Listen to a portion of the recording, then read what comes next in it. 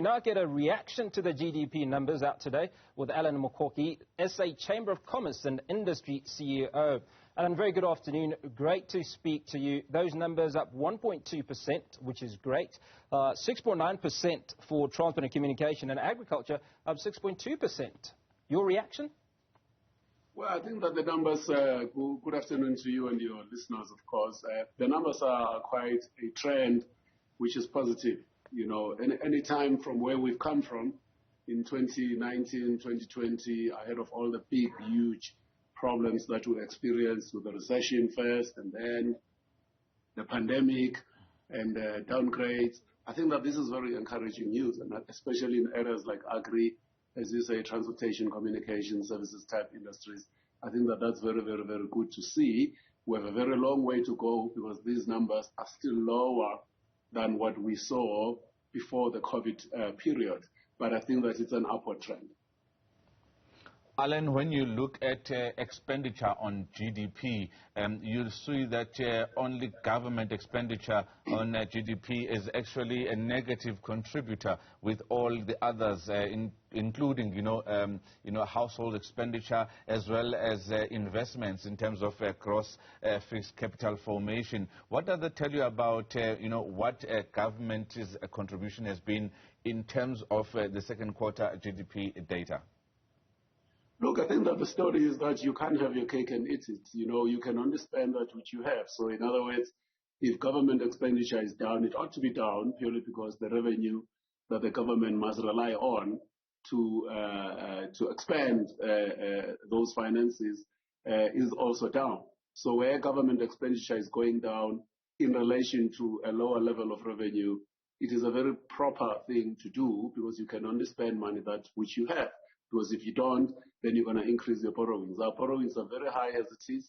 Our interest servicing costs, as you saw, the last statement coming from National Treasury about 2-3 weeks ago, is that we're almost approaching the cliff at this point in time in terms of our high borrowings.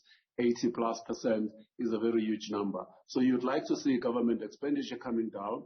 Yet at the same time, it ought not to be the type of expenditure that is investment-based. In other words, investment such as in education and the building of skills, education, as well as things like infrastructure, especially telecoms infrastructure, rail infrastructure that we so desperately need, because we need to be able to move people and goods, not only in South Africa, but across the region, so that we're able to make a very competitive product, which is coming from the ground, the primary agriculture and primary mining products, to be competitive in the global markets. So as long as the expenditure is not being taken out of those very key sectors and is purely salary-based and unnecessary expenditure, then that's a very acceptable story.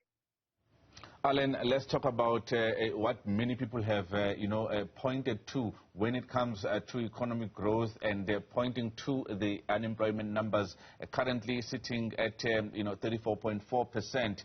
Many have said that even when South Africa had high, growth in terms of the economy, still it did not make a difference when it comes to, unemployment numbers.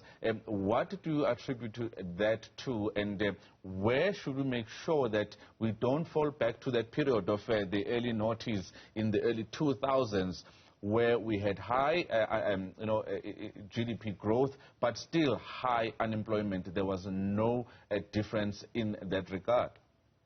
Well, I think that's a fair point, because we do need to see policy reformation. We do need to have a level, not just a certainty, but of a change in the policy direction. And sometimes we speak in broad global terms, talking policy, talking structural reforms, and I hear that coming out of government a lot of times, out of National Treasury, but without actually being very specific in terms of what exactly do you mean by that. You can't just talk structural reform without being specific what exactly you mean. And I think that the last presentation the president made, he tried very much to go further in terms of that explanation in respect of the work being done around the energy sector, for instance, allowing private sector players to come in with their as independent power producers. But we need a little bit more. In other words, structural reform would mean things like you're not going to be able to drive economic growth in a way that is sustainable and also build jobs unless you can do those fundamental things such as the change in education,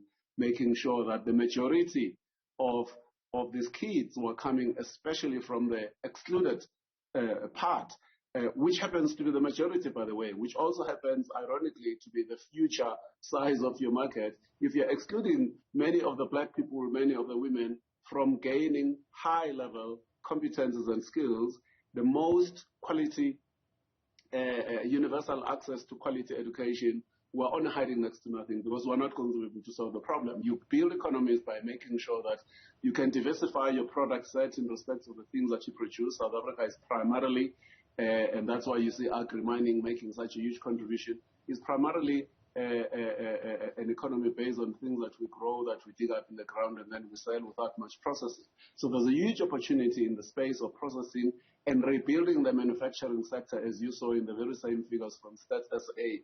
Manufacturing basically is negative in respect of its own contribution to GDP. So we now need to be able to say, how do we build a cadre of highly competent individuals who can actually go into industry? How do we do substitution of imports? How do we actually service South Africa's very own needs in terms of product? And if you don't have the education being fixed, where as we speak today, for you to get the highest quality of education, you must come from a very wealthy background, because the higher education is going to be in the private schools or those schools where you have to pay a huge amount of money. You can't have a program like that because it is not sustainable. So for as long as those young people who come from disadvantaged backgrounds cannot get access to high quality education, you will not be able to solve the problem of growth and employment in a sustainable way into the future. Foreign investors and anyone who wants to go and invest plant and equipment into your country, the first thing that they look at two things. They look at, do we have skills in that particular environment to be able to do this? Number two, do we even have a market in there? Remember, when you give people skills and competences, they start their own businesses. They themselves create a market. So the size of the market in South Africa is very small. And even us as business, one of the fundamental mistakes that we made was to assume that the idea of driving transformation and empowerment was a garage buy. In other words, people don't wash a rented car. And for us in business for many years, we actually assumed that this was a need by government, that you must have employment equity, you must have gender equality, when in fact that was a huge leadership mistake. What should have happened? We as business should have been very aggressive in doing that, because it's a selfish reason, because if you are running Standard Bank or you're running Discovery, you can only have 20 million more subscribers into your business who take your insurance products, because people have got jobs. Not only do they have jobs, but they've got rising incomes. So for as long as we're not dealing with that issue of what the United Nations refers to as the Sustainable Development Goals, and in particular the category that deals with the Human Development Index, we are going to be only hiding next to nothing. I haven't seen enough reform in the education sector, in the high technology sectors, especially the TVET colleges, the university system. We still have children today who cannot get access purely because they don't actually have money, or their parents do not have that kind of cash. Alan, you spoke about the energy sector and what the government and the president did when it comes to allowing, private generation of 100 megawatts as part of these, reforms that we speak about in broad strokes. One other issue that has come out in the past couple of days was when President Cyril Ramaphosa spoke about, a spectrum, and we heard the acting, SG of the ANC, who is, she was just on just an hour and a half ago, Jesse Duarte, also talking about a spectrum. It is obviously an important discussion to have in terms of opening up our economy.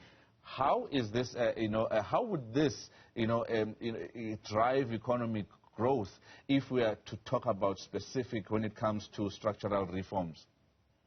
Well, it's a very critical issue because, as you know, the historical fact is that it's almost like since, I think, the agrarian revolution, every 500 years there has been a revolution in terms of how economies are conducted. From the agrarian revolution, then you had the industrial revolution, and where you are now, you are basically sitting in an information age type revolution. If you are going to be able to drive industrialization and manufacturing in a way that is significant and sustainable, much as you can see what the Chinese are doing, the Brazilians are doing, much as you can see what the 8 or so countries that have actually managed to build their economies from developing economies to highly developed economies in a very, very short space of time.